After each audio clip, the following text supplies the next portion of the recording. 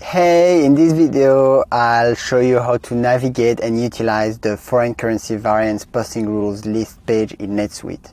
Don't forget to subscribe to this channel for more useful tutorials, and let's get started. So the first thing we will do is go in the menu to set up accounting and foreign currency variance posting rules.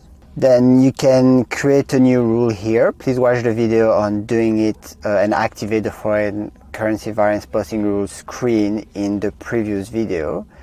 You can also prioritize the rules. I will do the next video on this to explain to you in detail how this works.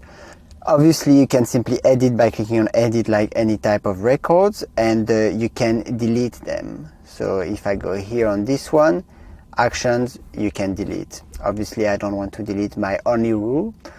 You can decide to show the inactive ones. By default, they wouldn't show. So you view the details of the different columns that you have set up here. Some small details.